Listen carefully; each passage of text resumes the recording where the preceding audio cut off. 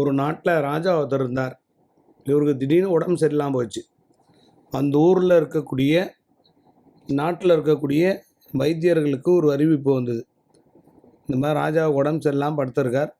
அவர் எப்போ குணமாவார் அப்படின்ற ஒரு தகவலை யார் சொல்கிறாங்களோ, ஒரு ஜோதிடராக இருக்கலாம், அருள்வாக்கு சொல்கிறவங்களாக இருக்கலாம், கோயில் வச்சுருக்கிறவங்களாக இருக்கலாம், இல்லை வைத்தியராக இருக்கலாம், சொன்னீங்கன்னா 10,000 பொற்காசுகள்.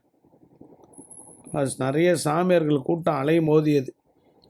ஜோதிடர்கள் கூட்டம் எல்லாம் வந்தாங்க. எல்லோரும் ஒரு டேட் சொன்னாங்க.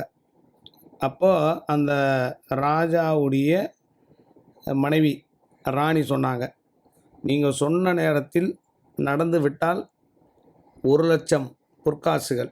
நீங்கள் சொன்ன டேட்டில் நடந்துச்சுன்னா 1,00,000 பொற்காசுகள். அப்படி இல்லாவிட்டால் இங்கே சிங்கம் ஒன்று இருக்குது, அந்த சிங்கத்துக்கு இரையாவீங்கன்னாங்க. எல்லாருமே ஒரே ஓட்டமாக ஓட்டாங்களாம்.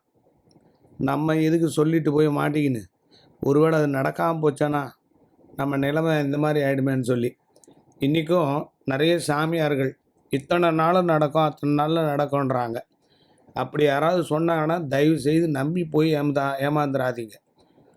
ஏன்னா மனிதன் மனிதன் தான், கடவுள் கடவுள் தான். கடவுளுக்கு மட்டும்தான் தெரியும் நாளைக்கு என்ன நடக்க போகுதுன்னு.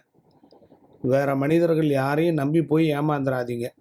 எங்கேயும் போய் ஒருத்தரை பார்த்து நேரில் பார்த்து கற்பை ஏமாந்துடாதீங்க, காசை ஏமாந்துடாதீங்க. ஒவ்வொரு முறையும் விழிப்புணர்வுக்காக தான் நாங்கள் இந்த வீடியோவே போடுறோம். இது இந்த கதை மூலம் சொல்லக்கூடிய கருத்து என்னன்னா, யாரையும் போய் ஏமாறாதீர்கள்.